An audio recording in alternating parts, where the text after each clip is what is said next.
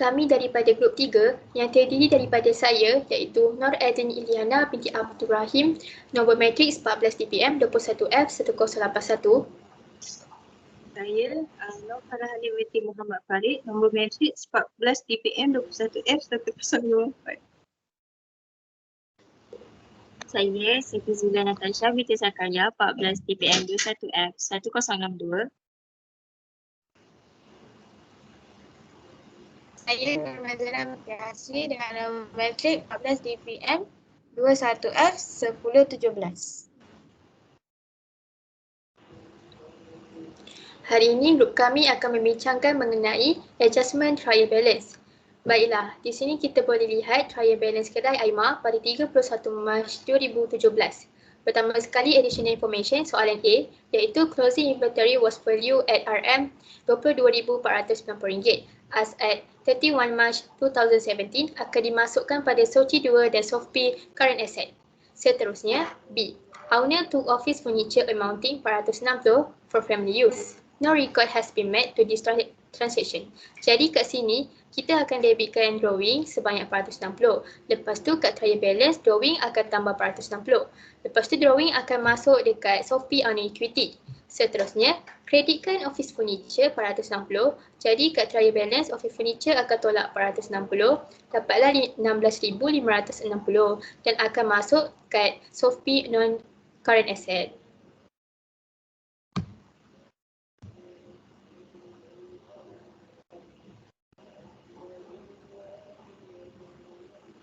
Seterusnya adalah insurance was paid for 1 year ended 30 June 2017. Okey, untuk insurance ni dah bayar untuk 1 tahun yang berakhir pada 30 Jun. Tapi dekat trial balance dia sampai 31 Mac sahaja. Jadi dia adalah prepaid expenses asset iaitu PA. Okey, bila kita tengok dekat trial balance, insurance ni bernilai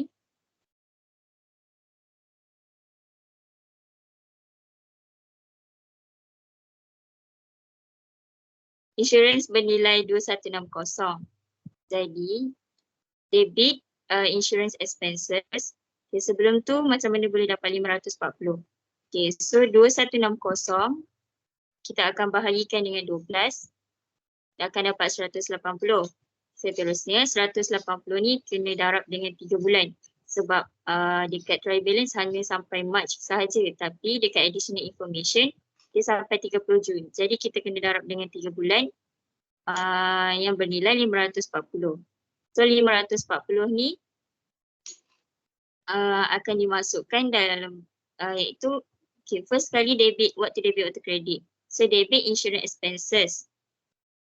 Untuk dapatkan insurance expenses ni 2160 kita kena tolak dengan 540 akan dapat 1620. Okey, nilai 1620 ini akan dimasukkan dalam suci 4 iaitu expenses. Manakala untuk prepaid insurance expenses pula yang bernilai 540 akan dimasukkan dalam SOFP current asset. Seterusnya untuk D, monthly rental was RM 500. Okay, bila kita nak dekat trial balance, rental bernilai 4,500. Jadi 4,500 ni kita akan darab dengan 12 bulan. Iaitu akan menjadi accrued expenses liability. What to debit, what to credit. So debit kita akan monthly rental expenses ni 500 darab dengan 12 akan dapat 6,000. So nilai 6,000 ni akan dimasukkan dalam expenses suci 4. Manakala credit, accrued monthly rental expenses iaitu 6,000 tolak dengan 4,500. 6,000 ni kita tolak dalam trial balance. Nilai rental tu tadi akan dapat 1,300. Jadi nilai 1,300 ni akan dimasukkan dalam current liability under SOFP. Next.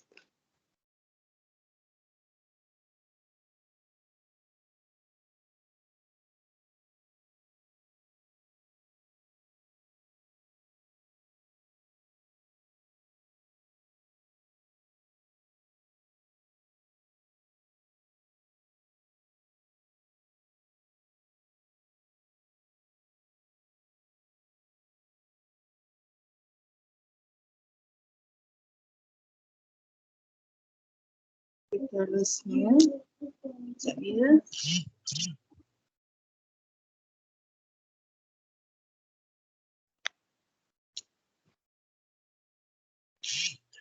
Seterusnya, depreciation for motor vehicle.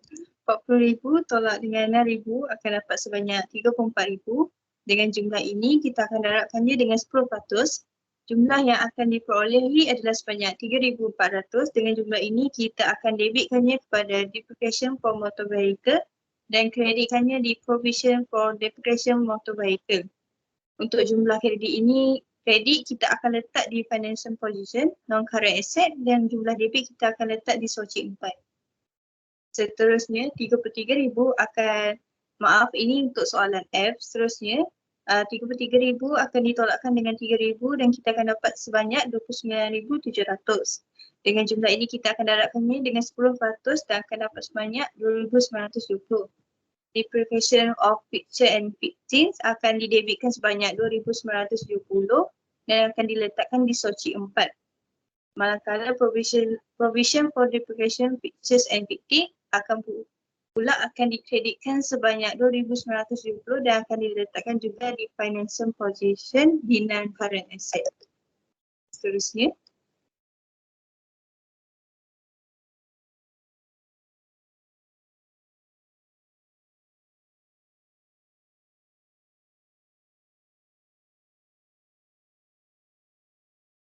Seterusnya.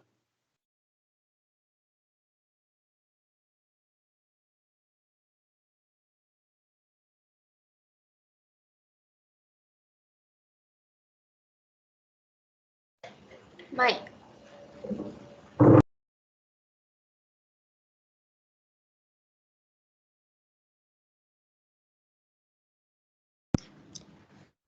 Seterusnya, soalan F.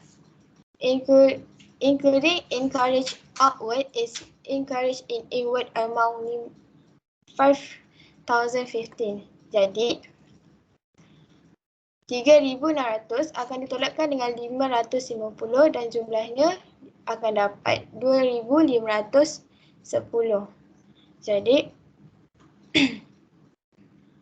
carriage inward yang terdapat pada TV iaitu berjumlah 550 akan ditambahkan dengan 640. Manakala di carriage inward pula berjumlah 1,190. Akhir sekali soalan G iaitu provision for debtful debts is to be adjusted to 50% on debtors. Jadi 5% daripada soalan akan dikalikan dengan 17,800 yang dapat di trial balance akan ditolakkan dengan nilai 270 dan akan dapat 877. Jadi total keseluruhan untuk provision for debtful debts ialah 877. Seterusnya nilai 877 akan ditolakkan dengan 650.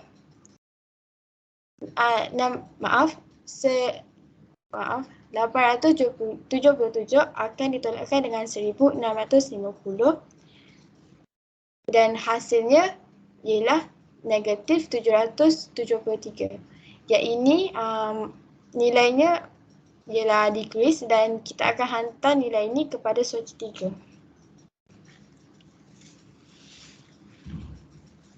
Seterusnya.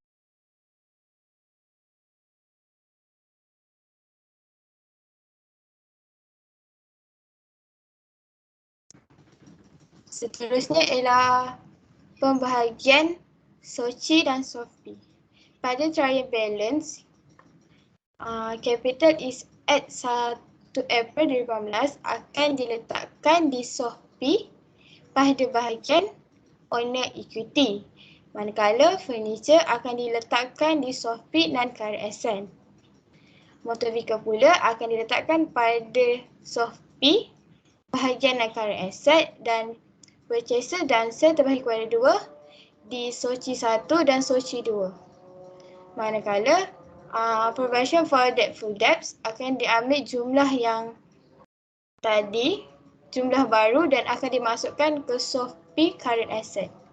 Dan sekali, stock has at 1 April 2016 akan dimasukkan ke SOCI 2. Seterusnya akan saya seterahkan kepada pembentang selanjutnya.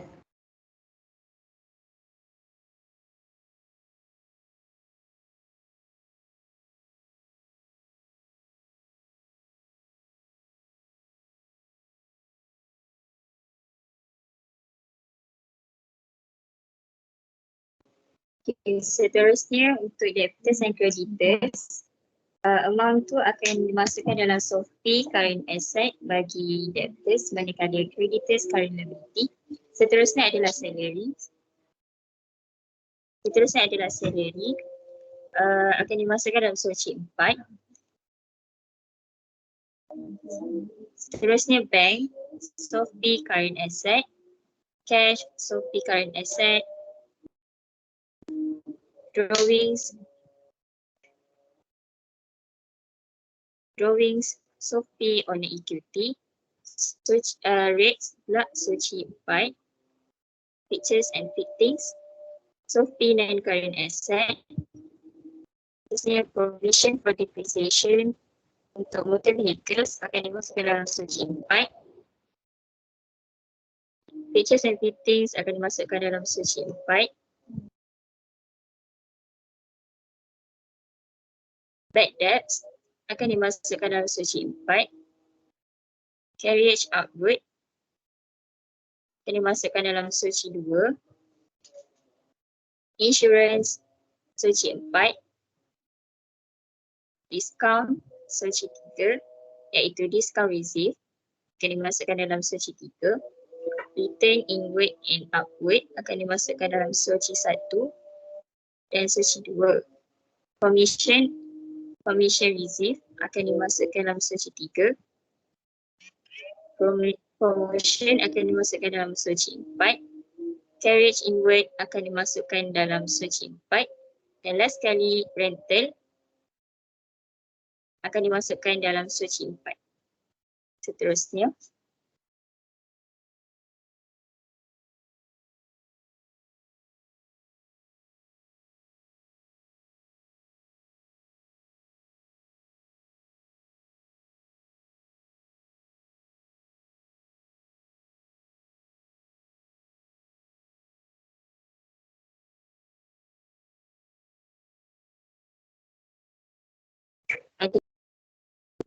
ada 5.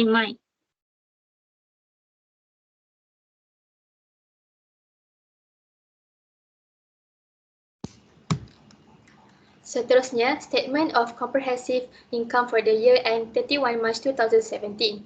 So, macam yang kita tahu, ada 4 jenis SOCI, iaitu SOCI 1, Sale, SOCI 2, Purchase, SOCI 3, Revenue dan SOCI 4 untuk Expenses. First kali SOCI 1, Sale dimasukkan sebanyak 189,000. Seterusnya, tolakan Return Inwards sebanyak 520. Jadi kita akan dapat net sale sebanyak 188,480. Seterusnya, SOCI 2, Cost of Goods Sold. Firstly, kita masukkan opening stock 20,530. Lepas tu purchases 82,100. Seterusnya, tolakan discount receive 960 dan return outwards 600. Jadi kita akan dapat net purchases sebanyak 80,540. Seterusnya, purchase expenses. Masukkan carriage inwards 1,190.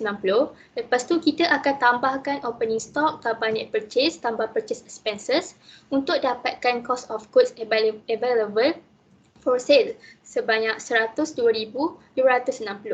Lepas tu kita masukkan closing inventory 22,490. And then kita akan dapat cost of sale iaitu hasil tolak cost of goods available for sale tolak closing inventory. So jumlah cost of sale akan dapat 79,770. Last sekali kita akan dapat nilai gross profit iaitu net sale 188,480. Tolak dengan nilai cost of sale 79,770. Jadi nilai gross profit sebanyak 108,710. Seterusnya, Seterusnya revenue. Doubtful debts akan ditambahkan dengan commission iaitu 773 tambah 400 kita akan dapat 1173. Seterusnya kita akan pergi kepada operating expenses iaitu kita akan tolak salary sebanyak 18,000, depreciation for motor vehicle sebanyak 3,400, depreciation for fixture and fitting sebanyak 2,970, bad debt sebanyak 270, carriage outward sebanyak 2,510, insurans akan ditolakkan sebanyak 1,620, promotion sebanyak 450, rental sebanyak 6,000 dan akhir sekali rate sebanyak 3,780. Dan hasil tambahkan semua ini kita akan dapat sebanyak 39,000 dan 39,000 1173 akan ditolakkan dengan 39,000 kita akan dapat 70,883. Seterusnya.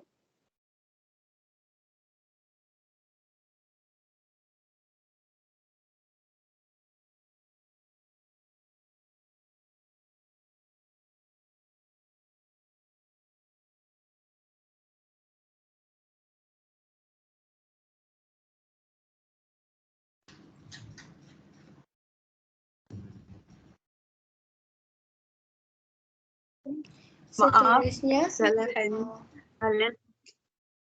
Maaf. Salah alat. Boleh kita pergi ke bawah ke net profit sekejap.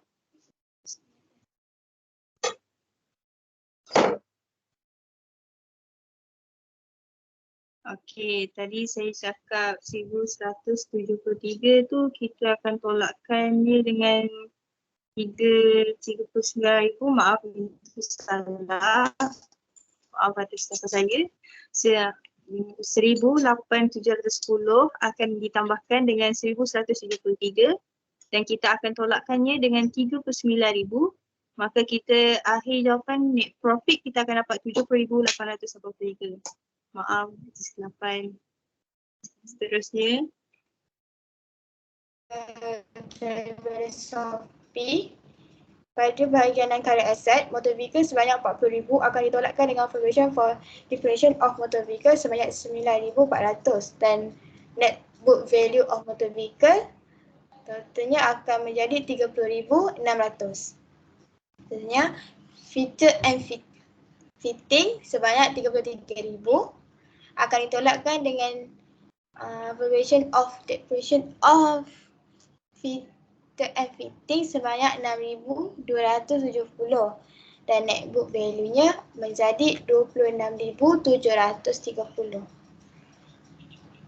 Furniture sebanyak 16,560 akan ditambahkan dan hasil kepada semua total of non-current asset sebanyak 82,260.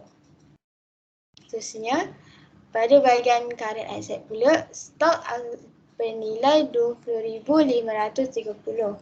Debtors 17,800 akan ditolakkan dengan provision for doubtful debts sebanyak 877. Net debtor dia akan menjadi 16,923. Dan ditambahkan dengan bank sebanyak 69,000, cash 2,100 dan prepaid insurance expenses sebanyak 540. Total semua sekali di bahagian current asset sebanyak 111,053. Dan hasil campur antara 28,260 dengan 111,053 akan menjadi 184,943. Seterusnya saya akan serahkan kepada Natasha untuk menerangkan selanjutnya. Okey, seterusnya di bahagian owner equity, kita ada capital yang bernilai RM100,000. Okey, untuk RM100,000 akan ditambahkan dengan net profit. Net profit ni kita dapat dari Soci tadi yang bernilai 70,883. Okey, RM100,000 akan ditambahkan dengan 70,883 ni akan dapat 170,800. 833 akan ditolakkan dengan drawing iaitu 100,780 akan dapat closing capital yang bernilai 169,103. Seterusnya adalah current liability. Current liability kita ada dua iaitu creditors yang bernilai 14,340. Seterusnya accrued monthly rental expenses 1,500. 14,340 akan ditambahkan dengan 1,500. Total of current liability ni adalah 15,840. Okay, untuk closing capital akan ditambahkan dengan total of current liability, akan dapat angka imbangnya iaitu 169,103 ditambahkan dengan 15,840 akan dapat 184,943. Okay, sekian sahaja pembentangan daripada kumpulan kami. Sekian, terima kasih.